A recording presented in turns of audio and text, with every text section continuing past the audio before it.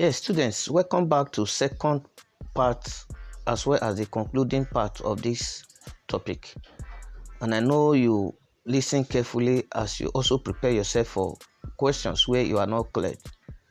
So happy viewing.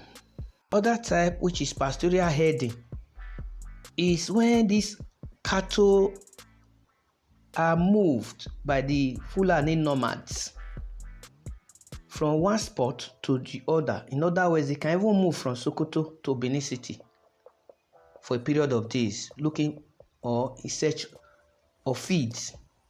And this is what has led to a lot of problems presently in Nigeria today, where we have farmers and Fulani herders clashing because they will use these cattle to feed on the crops that are planted by the farmers. So this is what they call nomadic farming. And I believe you also heard of nomadic education. This is where that type of education was carved out from. That is whereby a teacher will be employed or be moving along with the Fulani nomads as the people that is rearing the animal. So while the cattle is feeding on the grasses, the teacher will be teaching the Fulani nomads. So that is the type of education they call nomadic education. So let's look at some of these advantages. Advantage of this system is that it actually provides a source of animals protein because you have enough of animal and all that. Then you have less labor because the animal is just feeding on the grasses available. But the disadvantage is that less productivity of the animal because you cannot ascertain, especially for the herding, that's the one that are moving from one spot, like the one you are seeing here now, moving from one spot to the other. So because of they are going to move, they'll be stressed out and a lot of energy would have been used in trekking rather than when they are practicing pastoral ranching. Another great disadvantage is just that these animals can be destructive to people's farms or crops. So that is a great problem that is being caused by this pastoral herding. Another farming system is also known as mixed farming. Mixed farming is a farming system whereby you divide the portion of a land into two basically. On one side, you have farm animals like goat or sheep or cattle. On the other side, you have arable crops. It can be maize, it can be yam, it can be plantain. While the waste product of the farm animals are used to increase the fertility of the soil where crops are planted, the leftover food or the leftover harvested product or crops or even straw or stock are given to the farm animals for feeding. So it's a yes, a win-win situation. There's no waste. What you would have called waste on one side will be used by the animals as food, while the waste product of the farm animals are used to increase the fertility of the soil. So it also depends on availability of farmland, like I said before, and the amount of money you also have as a farmer that will enable you to choose this particular method. In a way, I've even looked at the advantages and disadvantages. You should know that it provides income. There's an insurance against failure because you're having crops and animals. If one fails, the other one will not fail. Remember also that from time to time, the soil is replenished with nutrients from the waste of the animals. Then feed supply is always regular to the animal because you are going to have leftover crops that are given to this farm animal. But the disadvantage is just that it requires a great deal of knowledge because ordinarily a local farmer that is not grounded in this field cannot actually practice this method. Then you should also know that it's going to be very, very expensive, especially when compared to other farming systems.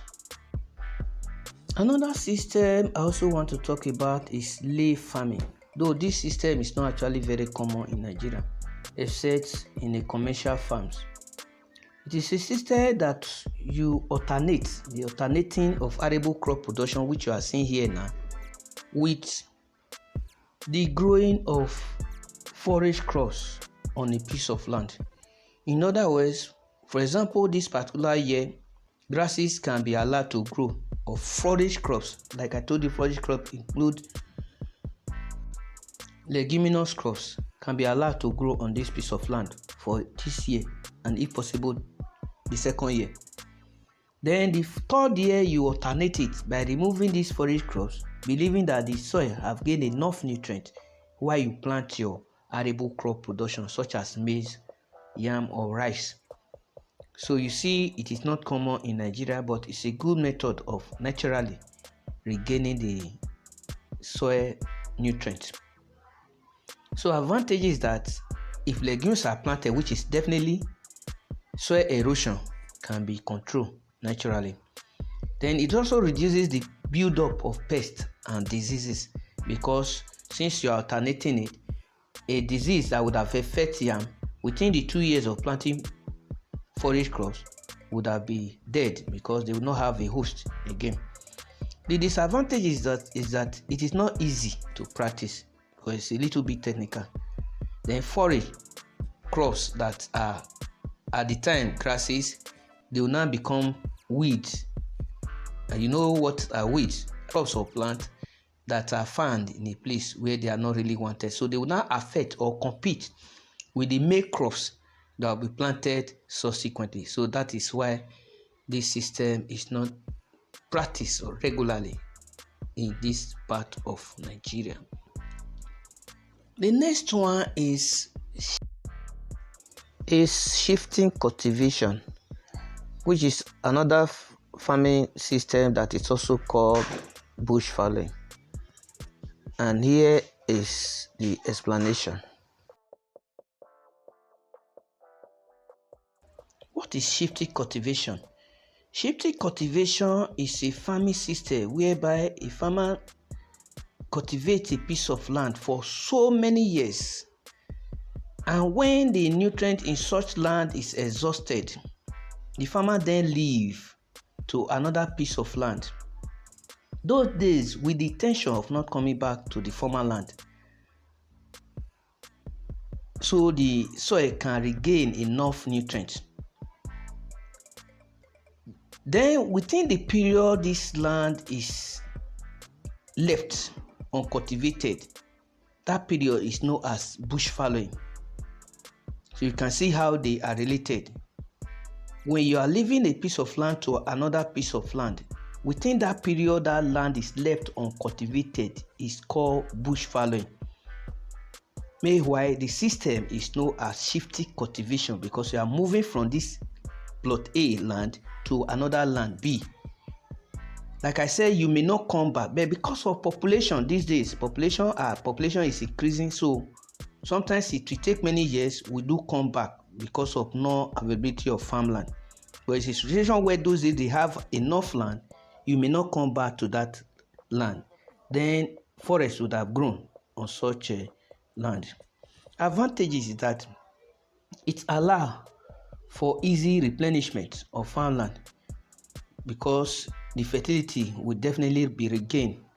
Then it also prevents rapid spread of crop pests and diseases. Disadvantages is that it takes enough time and energy, because if you are going to clear be left for so many years, it would have been grown with trees, so you have to cut down the trees and all that. So it takes time, and money is also spent in preparing the land for cultivation. Then during the cultivation of such land, it will lead to destruction of valuable forest stands, because you are going to destroy those economic trees in order to prepare your land for farming.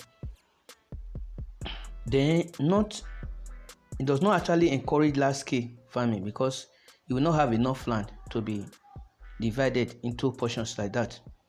So farming land will be scattered all over the area, because it's not going to be on one land, because you are moving from one area to the other. All these are the disadvantages of shifting cultivation, also known as bush fallowing.